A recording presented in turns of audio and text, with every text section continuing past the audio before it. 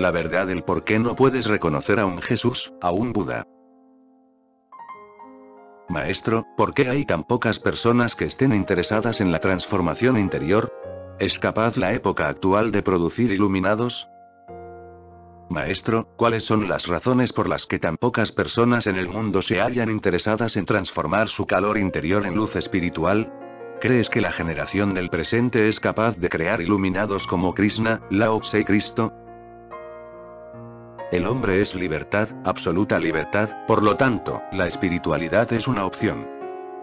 No hay ninguna fuerza que te obligue a ser espiritual. No hay causa alguna que te fuerce a transformarte. Si existiera alguna causa que te obligara a transformarte, no habría espiritualidad posible. La causalidad es materialismo. Buscas comida porque tienes hambre. Ella te obliga. Por lo tanto, no hay posibilidad de elegir. No puedes elegir si buscar o no buscar. Has de hacerlo. La espiritualidad no pertenece a esta clase de búsqueda. Nadie te está obligando. Has de elegir por ti mismo. La espiritualidad es una elección. No es causalidad. Todo lo demás es causal. Existe una causa y el efecto viene detrás. El efecto no tiene libertad. Es causado. La espiritualidad está más allá de la causalidad. No es causada por nada. Es tu elección interior. Puedes elegirla o puedes no elegirla.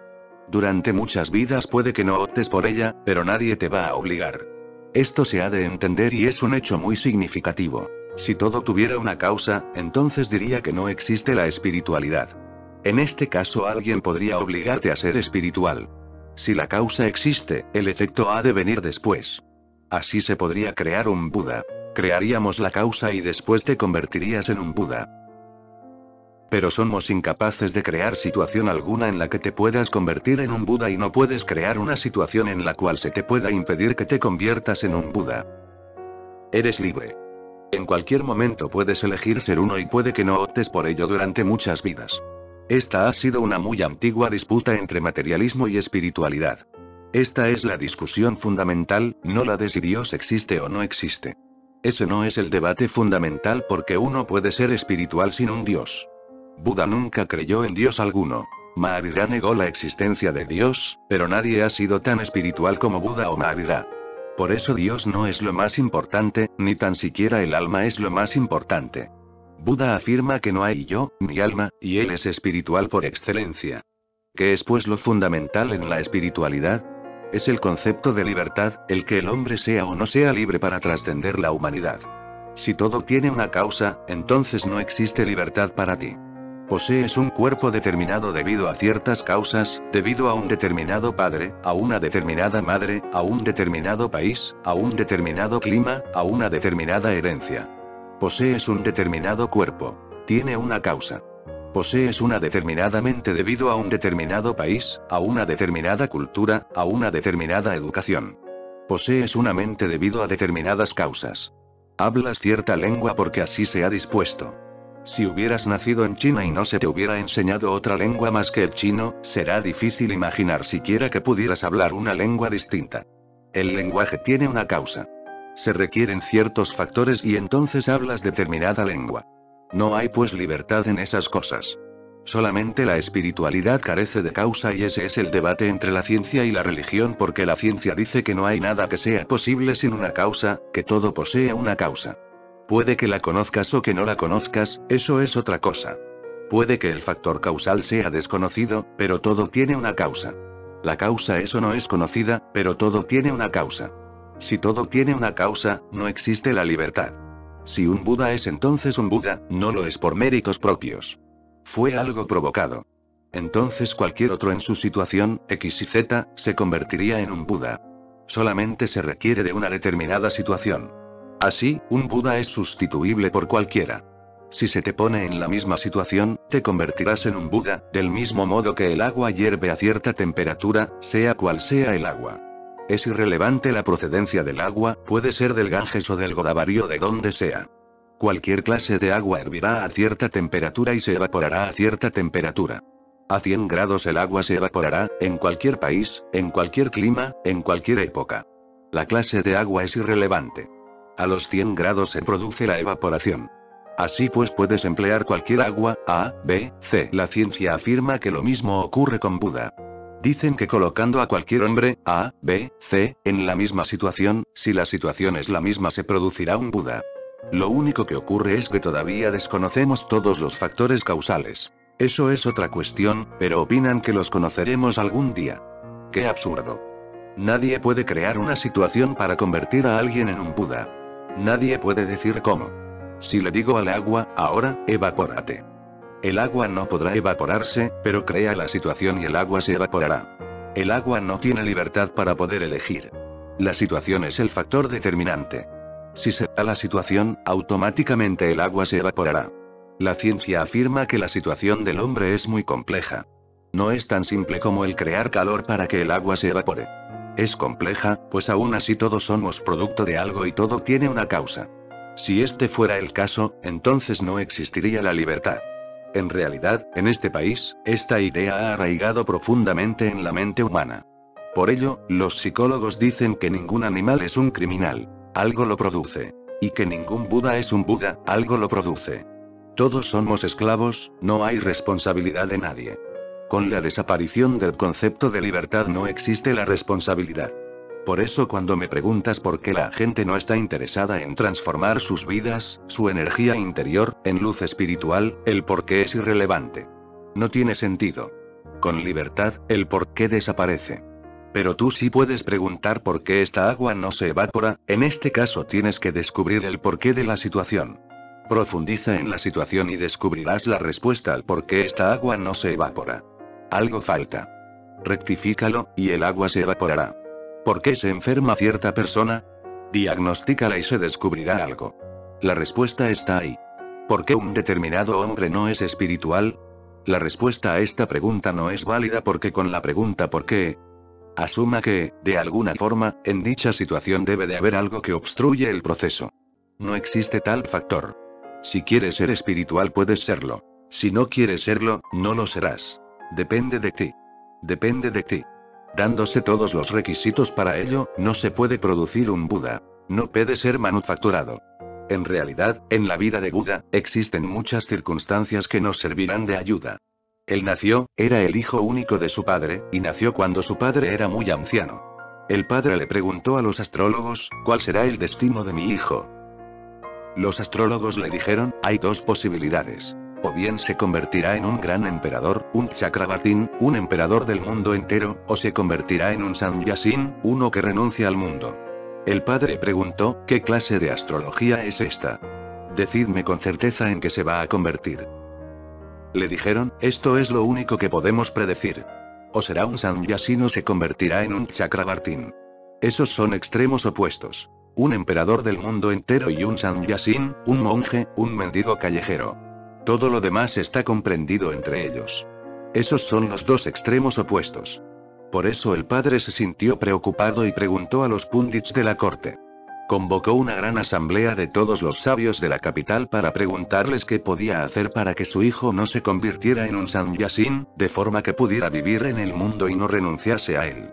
Le preguntó sobre qué clase de ambiente y qué clase de educación se le debía proporcionar para que nunca sintiera ninguna llamada hacia la espiritualidad. Este fue un gran experimento, un experimento para tratar de que una persona fuera algo determinado. Debía ser un gran emperador y las dos posibilidades permanecían abiertas. ¿Cómo podían cerrar una de las posibilidades y ayudar a que la otra ganara terreno? Tomaron una decisión. Debieron de ser muy científicos. Nunca se realizó anteriormente, ni nunca se ha realizado después, un experimento así. Fue un gran experimento sobre el destino humano. Lo planearon todo. La infancia de Buda fue una infancia planeada, absolutamente planeada. ¿Qué era lo que podía comer, qué podía hacer, con quién podía hablar, quién debía enseñarle, cuándo tenía que desplazarse? Todo fue planeado. Eran grandes sabios. Dijeron que no debía contemplar sufrimiento alguno. No tenía que ver a ningún viejo, no tenía que ver una sola defunción, no debía contemplar enfermedad o pobreza alguna. No debía tener conciencia del mundo de sueños, de utopía, de euforía. Debía vivir entre ilusiones para que nunca sintiera la necesidad de renunciar al mundo. Se le construyeron para ello 3 palacios, uno para cada estación. No se le permitió la existencia de una sola hoja seca en sus jardines. Por la noche, todo lo que se hubiera marchitado era eliminado. Nunca vio una flor marchitarse. solamente vio flores frescas y lozanas. Dondequiera que estuviera Gautama, no se permitía la presencia de ningún anciano, solamente de chicos y chicas jóvenes, sanos y bellos. Se trajeron a su servicio a todas las chicas hermosas de la capital. Le servían y todo era música y canciones y toda su vida consistía en puro placer, en una vida de ensueño. Este cuidadoso plan fue posible porque era hijo de un rey. Cuando joven, nunca vio a un viejo, a un enfermo, a un moribundo, no conoció siquiera la existencia de la muerte. Desde luego, cuando no existe la muerte, ni la vejez, ni el sufrimiento, ¿cómo va a surgir la cuestión de llegar a ser uno que renuncia al mundo? ¿Por qué renunciar al mundo? El mundo es todo lo bello que puedes desear. Él estuvo viviendo en esta tierra de ensueño y luego, de repente, todo se derrumbó. Uno no puede seguir para siempre en ello. Es algo tan falso que uno no puede continuar con ello. Un día u otro algo surgirá que hará que todo se derrumbe. Y sucedió que, debido a este cuidadoso plan, y digo que fue debido a este plan, cuando se llegó a dar cuenta de la realidad de la vida, esto supuso para él una tremenda conmoción. No se dan estos tremendos choques en nuestras vidas. Estamos acostumbrados a ellos. Pero cuando Buda vio por primera vez a un anciano, fue algo absolutamente novedoso, de modo que preguntó, ¿qué le ha ocurrido a este hombre? Cuando contempló por primera vez un cadáver, el mundo de ensueño desapareció por entero. Nosotros vemos estas cosas a diario de modo que nos volvemos insensibles, nos acostumbramos. Pero él no estaba acostumbrado y por lo tanto preguntó, ¿qué le ha pasado a este hombre? Se le tuvo que contestar y la respuesta supuso una tremenda conmoción, un enorme shock. Había una diferencia tan abismal entre su vida y la realidad de la muerte que se dice que dijo, si este hombre está muerto, entonces la vida carece de sentido. También yo me voy a morir. Todo es pues, inútil. Si la muerte es el final, entonces la vida no tiene sentido, por eso debo ir en busca y encontrar aquello que es inmortal, si es que existe algo así. Y si no existe algo así, estamos viviendo solamente en sueños, perdiendo el tiempo, desperdiciando energía, desperdiciándonos a nosotros mismos. El padre había urdido un plan en su mente. Había tratado de causar, de forzar, una alternativa determinada. Pero el resultado fue totalmente el contrario, porque cuando fuerzas algo determinado, la libertad interna empieza a revelarse. La vida de Buda fue una vida manufacturada, artificial, falsa, irreal. Y debido a que todo fue provocado, la libertad interior debió de revelarse. Por causa de esta libertad interna se situó en el extremo opuesto. El padre de Buda no pudo comprender en absoluto lo que había sucedido. Había hecho todo lo que tenía en sus manos, y todo el plan había fallado. No puedes hacer que el hombre sea algo determinado, y si puedes hacer que el hombre sea algo determinado, entonces no existe humanidad. El hombre es el factor sin causa en el universo. Por esto no puedo decir por qué, pues si digo que por causa de esto o de esto otro el hombre no es espiritual, entonces tú podrás suministrar los factores y el hombre podrá ser hecho espiritual. Entonces la espiritualidad se convertiría en parte de complejo juego de intereses. Proporciona esto, y la demanda será satisfecha. Yo creo una demanda y el suministro aparecerá. No, no se puede hacer nada con el hombre. La espiritualidad no es un bien. Y por esto, porque la espiritualidad significa libertad, es por lo que tan poca gente llega a ser espiritual. Porque nunca empleas tu libertad. Más bien, al contrario, te fuerzas a ser esclavo, porque la esclavitud es algo práctico, muy práctico y cómodo, y la libertad es incómoda y poco práctica. Cuando todo el mundo es un esclavo, puedes acomodarte a todos, si tú también eres un esclavo. Si empiezas a actuar de por libre, te desajustas. El mundo entero ha progresado solamente debido a los individuos desajustados. Los que se ajustan son siempre ortodoxos, tradicionales. Hacen lo que hacen los demás. Se amoldan. La libertad significa que empiezas a moverte en direcciones en las que nadie se mueve. El miedo te atenaza, te empiezas a sentir incómodo. No puedes sentirte seguro porque no hay nadie que haga lo que haces. Debido a que la libertad es una gran responsabilidad y una responsabilidad altamente peligrosa, es por lo que sigues engañándote a ti mismo. Como máximo, eliges una esclavitud en vez de otra. Sustituyes y substituyes esclavitudes. Un hindú se hace cristiano, un cristiano se convierte en hindú. Ambos intercambian esclavitudes. Un hombre es de un determinado partido político, luego lo deja y piensa, soy libre. Luego ingresa en otro partido, cambiamos de ataduras, simplemente. Una nueva atadura no es libertad. La libertad quiere decir estar sin ataduras de ningún tipo, moverse sin ataduras. Esto quiere decir moverse momento a momento sin certeza de ningún tipo, moviéndote en la inseguridad. Siempre tenemos interés en la seguridad. Hace tan solo 2 o 3 días una mujer mayor estuvo aquí. Su marido practica la meditación muy arduamente. Ella estaba preocupada porque ahora su marido se había vuelto más silencioso. Vino a decirme, mi marido se ha vuelto más silencioso y temo que si sigue así se convierta en un sannyasin. Puede que nos abandone, que nos deje. Haz que mi marido abandone la meditación. Le pregunté entonces si su marido se había vuelto un hombre mejor o peor que el que era antes.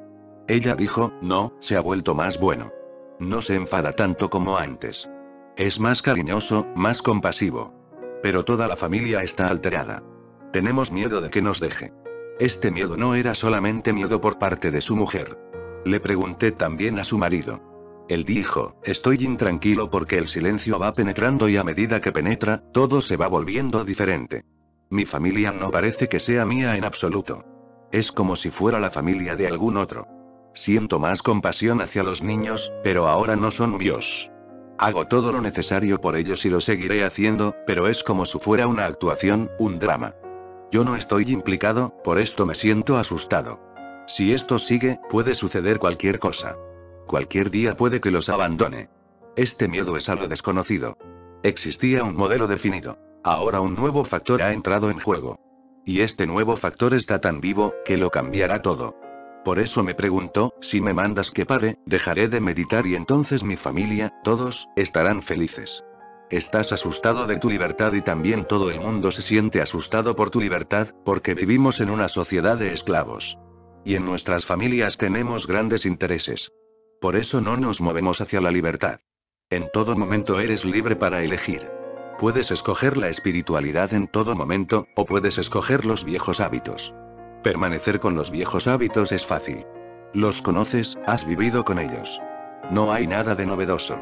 Con lo nuevo entras en lo desconocido, en la oscuridad. Has de aprender de nuevo. Por eso una persona que se está moviendo en libertad ha de ser un aprendiz a cada instante. Y no puede confiar en el pasado. El pasado no servirá de ayuda. Pero todos nos basamos en el pasado. Solamente porque el pasado sirvió de ayuda en una ocasión, nos basamos en los hábitos. Este es el mecanismo de la mente interior. Cuando conoces algo no tienes por qué preocuparte de ello. Cuando fijas algo como un hábito, este es transferido desde tu consciencia al mecanismo robotizado que tienes dentro. Se transfiere a la parte mecánica de tu ser. Entonces no necesitas preocuparte de ello. La parte mecánica seguirá haciéndolo. Si eres un conductor, hablas, piensas, cantas o enciendes tu radio al mismo tiempo que conduces. Tú no estás conduciendo. El automático, la parte mecánica es la que conduce. Solamente serás necesario cuando algo nuevo suceda, cuando de improviso ocurra algún accidente. Entonces serás necesario. Si no, no eres en absoluto necesario ni que estés en tu coche. Cuando conduces mecánicamente, no estás presente. Puede que ya hayas llegado a tu destino y la parte mecánica, el robot siga conduciendo. Tu alma puede estar en las nubes o en las estrellas, en cualquier sitio, pero el automático lo hace todo. Esto te da tranquilidad. Siendo todo una rutina te sientes cómodo. Con cualquier otra cosa has de mantenerte consciente, atento. Cuando estás aprendiendo a conducir, todos son problemas. Te sientes incómodo aprendiendo porque te has de mantener consciente. La inconsciencia es una droga. La consciencia es un esfuerzo. Cuando aprendes una cosa has de mantenerte consciente a cada momento. Esa consciencia se percibe como tensión. No lo es, pero debido a que siempre nos estamos comportando de forma mecánica, nos lo parece. Aquel que piense en términos de espiritualidad debe de pensar en términos de consciencia, de más y más consciencia. La consciencia llega solamente cuando te enfrentas a nuevos factores. Los biólogos dicen que los animales viven en un mundo donde la consciencia no es necesaria, en un círculo rutinario. Obran de forma exactamente idéntica. El nacimiento de un animal no es en absoluto diferente del nacimiento de otro animal. La muerte no es diferente, el sexo no es diferente. Todo se asemeja porque todo se realiza según el instinto. Un pájaro construye un nido, un animal se hace su madriguera y otro animal hace otra cosa. Todos lo hacen según su instinto. No se requiere de ningún aprendizaje. Nunca son enseñados. Todo es realizado por su parte automática. Esta es inherente a sus células. Han de seguir haciendo las mismas cosas. Incluso si un ave es incubada sin la presencia de sus padres y no se le permite el contacto con otros semejantes, cuando le llegue la hora comenzará a preparar un nido. Y el nido será el mismo, exactamente el mismo que sus antecesores han estado haciendo durante siglos y siglos. Nadie les ha enseñado. No se necesita en esto conciencia alguna. Está en sus células. Es algo instintivo, mecánico y por lo tanto lo hacen. Con el hombre aparece la dificultad. Al hombre se le ha de enseñar todo, todo. Los biólogos dicen ahora que pronto, al acabar este siglo, tendremos que enseñar sexo. Tendrás que ser adiestrado porque incluso en la actualidad el sexo no es tan instintivo como solía ser. Puede que hayas notado que ha habido una explosión, una inundación de libros sobre sexo en todo el mundo. Del mismo modo que existen libros sobre cómo aprender a conducir, ahora los hay sobre cómo amar. Libros sobre cómo amar, cómo alcanzar la perfección en lo referente al sexo. Ningún animal necesita aprender nada sobre el sexo, ¿por qué? Porque en el hombre la parte mecánica es secundaria, y la consciencia, que es la dominante, ha aparecido. Es la fuerza central. Tienes que aprenderlo todo. Así interviene la elección. Tienes que elegir qué es lo que has de aprender y qué no has de aprender. La espiritualidad será tu mejor elección. Depende de ti. Puedes elegir entre observar el mundo de un modo espiritual o mirar al mundo de un modo materialista. Nadie te dirá que no lo escojas ni nadie va a obligarte. Si eliges la opción materialista tendrás un tipo de vida y si escoges la opción espiritual, tendrás una vida totalmente distinta. Esto es libertad. Los biólogos afirman que esta consciencia alcanzó la vida humana debido a que hace mucho, al menos 2 millones de años, algunos monos, los antecesores del hombre, descendieron de los árboles y comenzaron a desplazarse sobre 2 piernas en vez sobre 4 extremidades. En vez de desplazarse a 4 patas, empezaron a caminar sobre 2 piernas. Las 2 manos quedaron libres. Con esas 2 manos libres sucedieron muchas cosas y la mayor de ellas fue que apareció el factor de la consciencia. Cuando los monos estaban en los árboles no estaban expuestos a peligro alguno. En sus árboles estaban seguros. No había león que pudiera atacarles, no tigre que los pudiera matar. Estaban a salvo en sus árboles. Se movían de árbol a árbol y eso era algo mecánico, inherente, hereditario. Pero aún así existe cierto factor desconocido, X, por el cual determinados monos descendieron de los árboles. Muchas son las razones posibles. Parece ser que o bien hubo una explosión demográfica repentina, de modo que había tantos que tuvieron que encontrar un nuevo hábitat donde vivir, los árboles disminuyan y ellos aumentaban en número, o bien, que de repente no llovió durante muchos años y los árboles se secaron y murieron y ellos tuvieron que bajar. Pero sucediera lo que sucediera, todo son puras conjeturas. Alguien ha sugerido recientemente, un gran científico, que parece que la humanidad haya nacido de la enfermedad. Que algunos monos enfermaron gravemente debido a cierto virus, a determinada enfermedad. Al enfermar los monos se volvieron tan débiles que no pudieron seguir colgándose de los árboles. Se debilitaron tanto que tuvieron que descender a la tierra. Es posible, pero fuera la que fuera la causa, estoy seguro que cuando los monos descendieron a la tierra tuvieron que estar más alerta. Entonces sus hábitos mecánicos dejaron de serles de utilidad, sus instintos heredados no les fueron suficientes. Tenían que explorar un territorio desconocido. El modo mismo de desplazarse, la postura, su posición, era tan nueva que sus cuerpos no estaban acostumbrados. Al caminar sobre 2 piernas pasaron de cuadrúpedos a bípedos. En sus células, no había conocimiento alguno de cómo hacerlo. Por eso cuando nace un ser humano, cuando nace un niño, ha de aprender a caminar. Todavía no se ha hecho instintivo. Al nacer, un caballo puede correr. Al nacer, un ternero puede correr. No ha de aprender a caminar, pero el hombre ha de aprender a caminar. Y si colocas a una criatura en un lugar donde nadie camine y no le sea posible pues imitar, no caminará en toda su vida. En ciertas cuevas de lobos se han encontrado niños que habían crecido entre los lobos. Eran incapaces de caminar. Hace tan solo 4 o 5 años, en un bosque de Up, en la India, se encontró a un niño de unos 14 años en una manada de lobos. Lo debieron de raptar del pueblo y luego fue criado por ellos. Con 14 años y era incapaz de caminar. No era bípedo, era aún un cuadrúpedo. Caminaba a 4 patas, caminaba como un lobo, no como un hombre. El andar es aún un esfuerzo, por eso cuando un niño camina sus padres se alegran. La razón estriba en que es algo loable, un logro. Tenemos en nuestro lenguaje muchas expresiones que demuestran esta actitud. Decimos que alguien se sostiene sobre sus propias piernas. que se mantiene sobre sus dos pies. Esto es algo de mérito, algo que vale la pena alcanzar, algo digno de ser apreciado. Condenamos a alguien al decirle, aún no te sostienes sobre tus dos pies. Debido a que el hombre se encontró en una nueva situación al descender de los árboles al suelo, una situación en la que todo era nuevo, en la que la parte mecánica no era capaz de funcionar, en la cual el instinto no le servía de ayuda, es por lo que se desarrolló la inteligencia. Tenía que mantenerse alerta a cada instante porque eran muchos los peligros que le rodeaban. Estaba rodeado de enemigos y estaba desprotegido porque no había instinto que le ayudara. Esta situación de peligro fue la primera escuela en su aprendizaje de ser consciente. Tenía que mantenerse alerta. Uttar Pradesh, una región de la India. En la actualidad se ha creado una situación muy segura, de modo que puede comportarse simplemente como un robot. No hay necesidad de mantenerse alerta. Ese es el motivo por el cual uno ha de volver a elegir estar despierto, estar alerta, ser consciente, y has de ponerte a ti mismo en situaciones peligrosas. Irte a la selva o empezar a vivir con animales salvajes, no son peligros auténticos. Puedes acostumbrarte a ellos, puede convertirse en parte de tu mecanismo robótica interno. El único peligro actual para el hombre es el vivir instante a instante, sin la ayuda del pasado, el vivir momento a momento en el presente, alerta, despierto, consciente. Esta será tu elección, sin causa alguna. Considéralo de otro modo. La ciencia es causal. Esto significa que se basa en el pasado.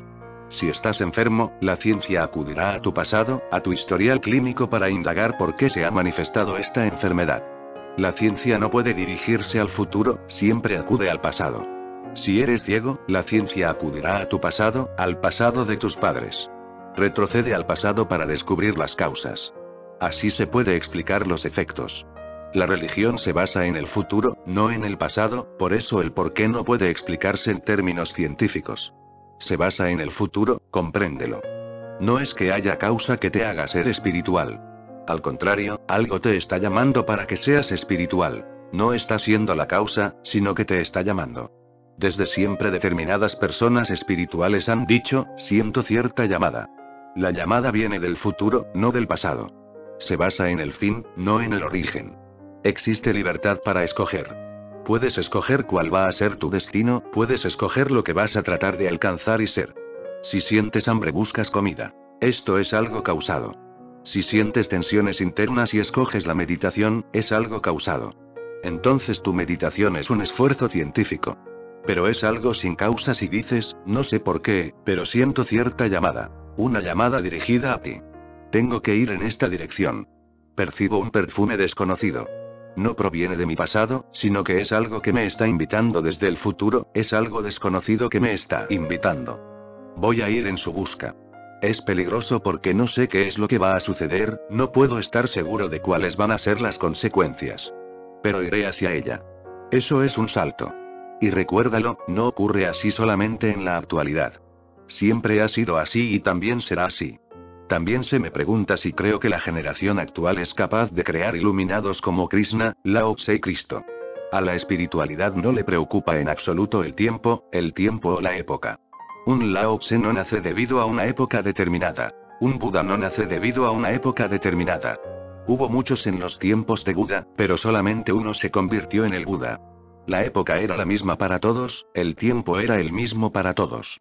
El tiempo es irrelevante para la espiritualidad porque la espiritualidad existe en la eternidad, no en el tiempo. Todo momento es tan bueno como cualquier otro. Puedes ser un Buda en este mismo momento. El tiempo es absolutamente irrelevante. El tiempo ni obstaculiza ni ayuda. No voy a pronunciarme sobre lo que eres o sobre lo que vas a hacer, o que la iluminación no sucederá, o que debido a que estamos en el siglo XXI, no puede suceder en este siglo. El tiempo carece de capacidad de decisión respecto a la espiritualidad. En otras cosas sí la tiene. Por ejemplo, no podías volar en aeroplano por el cielo en los tiempos de Buda. Tenías que ir en un carromato porque solamente después de un determinado período de evolución fueron posibles los aeroplanos. Ahora puedes desplazarte en aeroplanos, pero no puedes ir a otros sistemas solares. Hagas lo que hagas, no puedes ir ahora. Hemos llegado a la Luna. Nos llevará al menos 20 siglos más el alcanzar otro sistema solar. El salir de este sistema solar nos tomará al menos otros 20 siglos. Es un proceso gradual. Se han de desarrollar muchas cosas. Un carromato se convertirá en un aeroplano, pero se han de dar muchos pasos. Por eso no podías hacer ciertas cosas en los tiempos de Buda en lo concerniente al mundo exterior, pero en lo concerniente al mundo interno, cualquier instante, cualquier tiempo es tan bueno como cualquier otro porque cuando te mueves en lo interno el tiempo desaparece. Esto ha de ser comprendido. Un Buda está meditando. Se ha desplazado a lo interno. No existe el tiempo. El tiempo cesa. Él no es consciente del tiempo. El tiempo se detiene. Si te vas hacia adentro el tiempo se detendrá. Buda, al meditar hace 25 siglos, sale del marco del tiempo. Tú al meditar hoy, sales del marco del tiempo. Y no habrá diferencia entre tú y Buda, porque todas las diferencias son diferencias en el tiempo. Tú llevas unas ropas que Buda no pudo llevar. Sabes muchas cosas que Buda no pudo saber. Perteneces a un mundo diferente, a una educación distinta, a una cultura distinta y Buda pertenece a un mundo distinto. Pero cuando vas hacia tu interior, sales de la cultura, sales de la sociedad, sales de la educación. Cuando vas hacia tu interior entras en un mundo distinto que no ha sido creado por la sociedad, y entonces eres capaz de moverte. Pero es una tendencia humana el pensar que nuestra propia época es mala, perversa, que los nuestros son malos tiempos. Es una tendencia humana. Y no ocurre así solamente hoy en día. Siempre ha sido así. El escrito más antiguo se ha encontrado en Babilonia. Tiene, al menos, 7000 años, pero si lo publicaras en cualquier periódico mañana por la mañana como editorial, seguirá estando vigente. Dice así, esta es la era de la oscuridad. Esta es la era de la corrupción. Esta es la era de la inmoralidad y del pecado. Todo lo bueno ha desaparecido, toda sabiduría ha desapareado. La juventud se ha vuelto rebelde. La esposa no escucha al esposo. El hijo no escucha a su padre. Los profesores ya no son respetados por sus discípulos. Este es un documento con 7000 años de antigüedad. Cada época cree que es en sí la peor. ¿Por qué? Porque solamente conocemos nuestra propia época y todo lo que nos rodea y empezamos a comparar a nuestro vecino con Buda. Desconocemos cómo eran los vecinos entonces. Buda no era tu vecino. Buda solo hay uno. De modo que comparamos lo mejor del pasado con lo peor del presente. Ese es el problema, este es el motivo por el que toda época parece ser la época del pecado. Nos acordamos de Jesús. No nos acordamos de Judas. Nos acordamos de Ram. No nos acordamos de Ravan. Nos acordamos de Buda. No nos acordamos de Devadatta. Era el primo de Buda y trató en muchas ocasiones de asesinar a Buda. Estaba celoso, simplemente celoso de que este hombre fuera respetado y honrado en sumo grado. Él era simplemente su primo y nada más.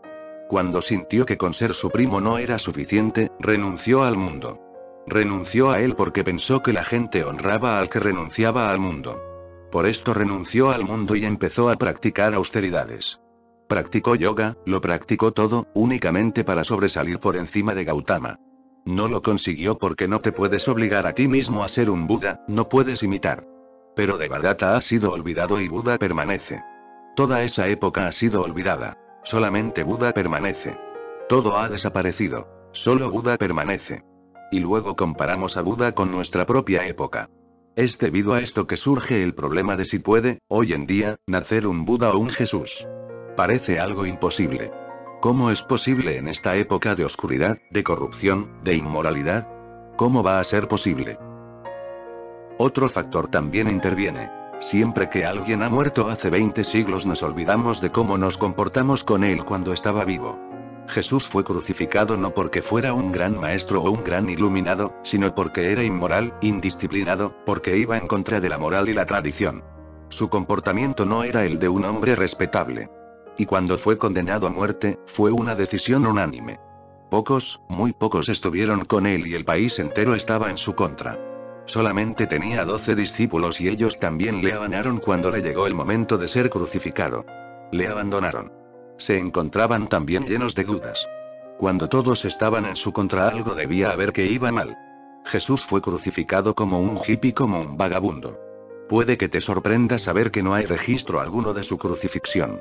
Los judíos no registraron tan siquiera el incidente. Fue algo de tan poca importancia que ni un solo judío lo registró en la historia de los judíos. Los romanos no mencionan el hecho. Si tratas de hallar algún dato histórico que indique si Jesús existió, no podrás hallarlo. No hay nada. La Biblia, narrada por sus propios discípulos, es el único documento. Así ha habido algunas personas que han dudado de la existencia misma de Jesús. Dicen que nunca existió. Aseguran más bien que este Jesucristo fue solamente una representación que se interpretaba en todos los pueblos, que fue solamente una representación, no un hecho histórico y que, después, poco a poco, la gente se olvidó de que era una representación y se convirtió en historia.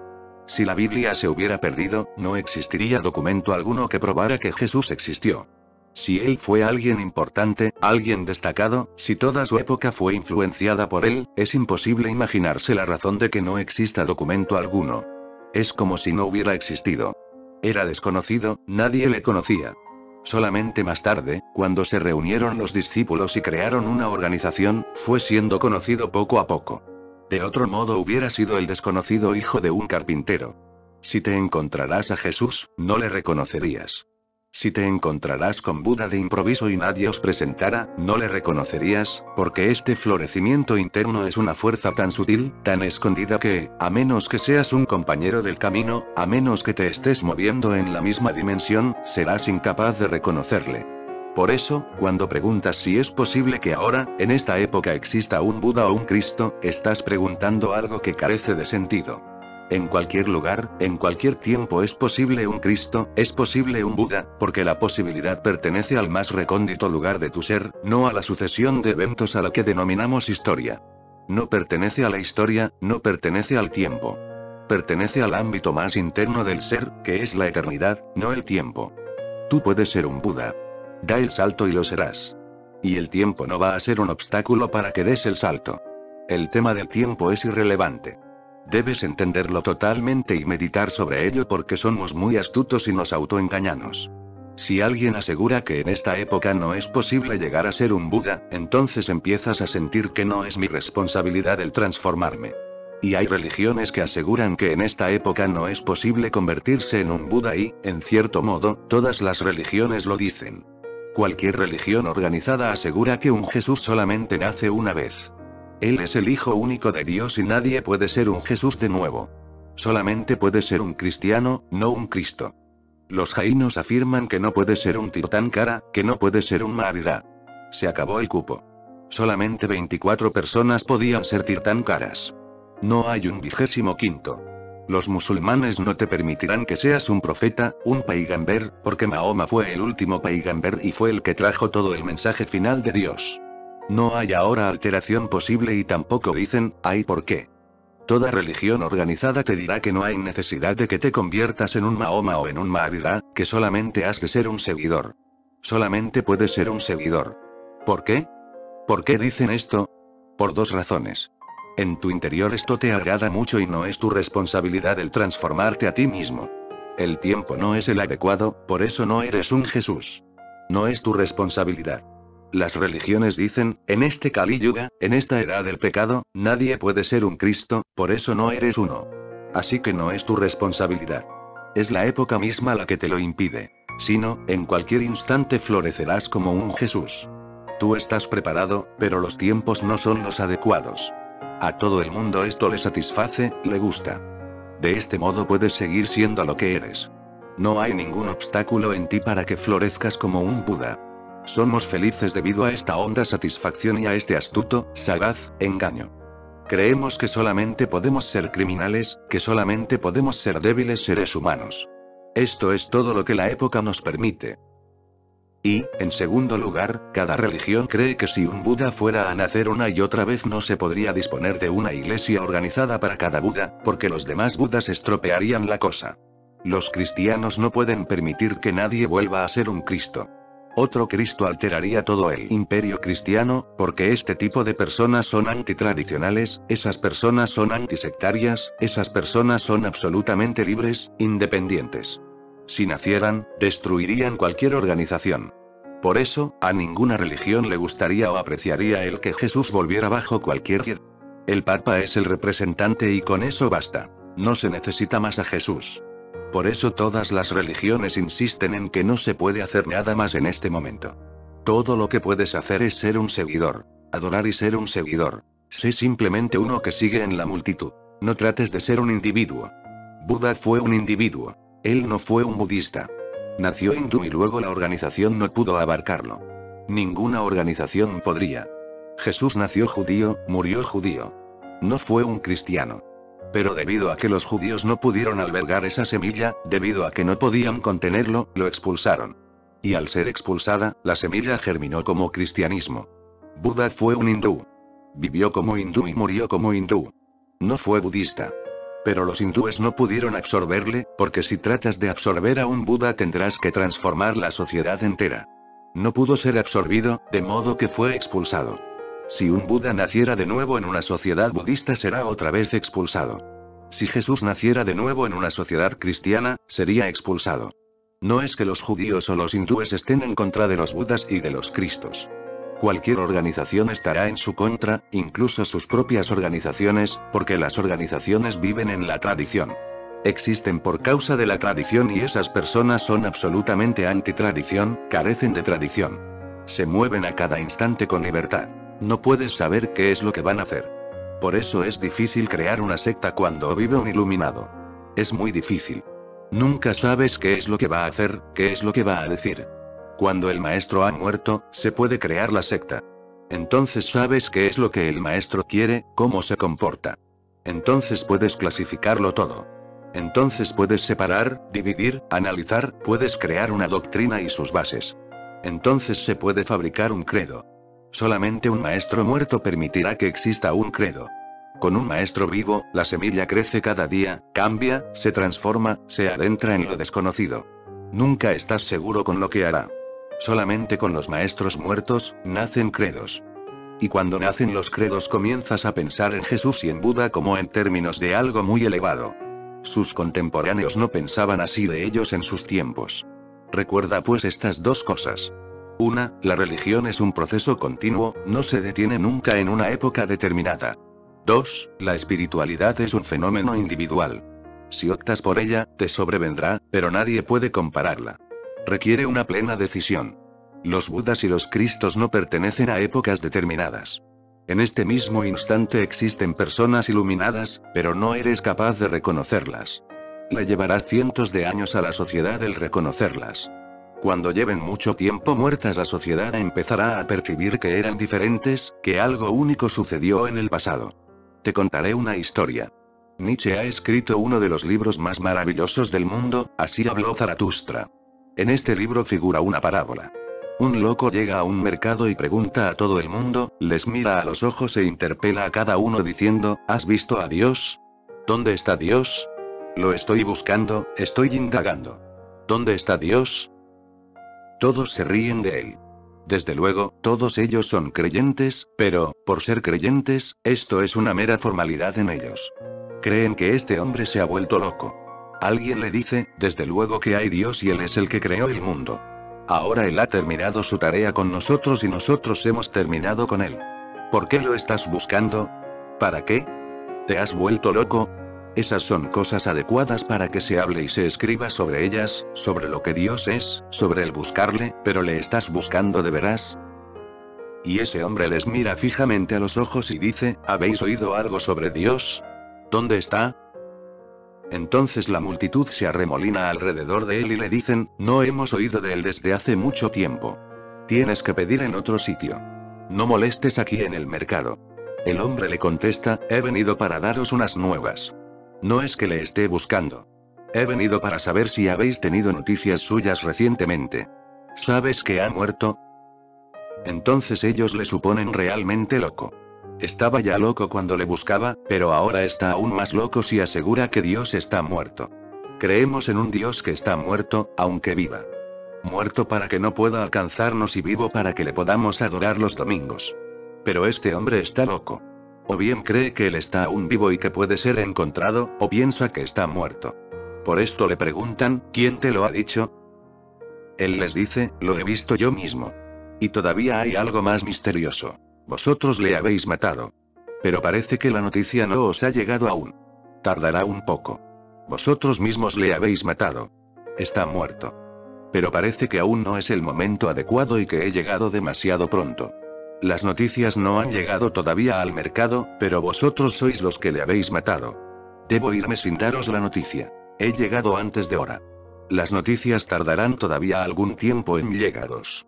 Incluso los rayos del sol se toman su tiempo. Incluso los rayos estelares tardan cierto tiempo en llegar a nosotros.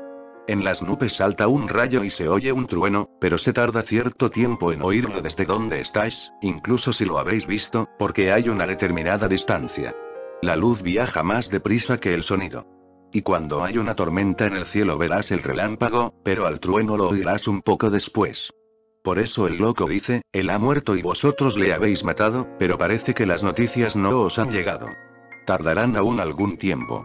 Lleva cierto tiempo el reconocer que un Buda es un Buda. Lleva tiempo. Y se tarda tanto que cuando Buda ha dejado de existir, lo reconocéis. Cuando Jesús ya no está, lo reconocéis. Y cuando está presente, no solamente no le reconocéis, sino que si alguien dice quién es, lo negaréis. Lleva tiempo. Esta es una de las tendencias más desafortunadas de la mente humana. Por su culpa nos perdemos mucho.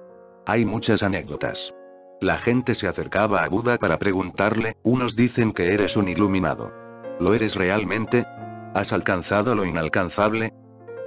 Si Buda contesta, sí, lo he logrado, dirán que es un egoísta. Si dice, no lo he alcanzado, dirán ya lo sabíamos. Si permanece en silencio, dirán que no sabe nada. Hay cientos y cientos de ejemplos. Pilatos le pregunta a Jesús, ¿crees verdaderamente que eres el Hijo de Dios? ¿Crees realmente eso? Si Jesús contesta, sí, soy el Hijo de Dios, dirán de él que es un loco. Si permanece en silencio, dirán que tiene miedo. Si lo niega, pensarán que ya sabíamos que no lo eras. ¿Qué es pues lo que puede decir un Buda? ¿Qué puede decir un Jesús? Pero si hace 20 o 24 años que ha muerto no puedes ir a preguntarle, ¿eres un iluminado? ¿No crees que, en realidad, te estás autoengañando? ¿No te estás engañando a ti mismo? No puedes preguntárselo. En todo este largo periodo en que está muerto, no puedes preguntárselo. Empiezas a reconocerlo, pero entonces ya es inútil. Este reconocimiento no servirá de nada.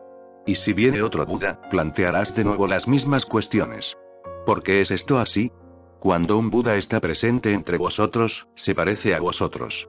Vive como vosotros, come como vosotros, enferma como vosotros, muere como vosotros, por eso pensáis, uno que es igual que yo, se ha iluminado y yo no. Es humillante. Duele profundamente, hiere el ego. Debido a que hiere el ego, debido a que te sientes humillado, le niegas. Cuando niegas, te sientes bien. Por eso te diré que siempre que estés con alguien que pueda ser un iluminado, si ves la tendencia de la mente a negar, recuerda esto. Por causa de esta tendencia has pasado por alto muchos Budas, y por causa de esta tendencia nunca serás capaz de reconocer a ninguno. Y a menos que reconozcas que algo ha ocurrido en alguien, este algo no te sucederá a ti. Si sigues negando y creyendo que nadie es un Buda, llegarás por último a creer que tú no puedes llegar a ser uno. Si nadie puede llegar a ser uno, ¿cómo vas a serlo tú? Cuando reconoces la condición de Buda en alguien, en tu interior has reconocido tu propia condición de Buda en el futuro.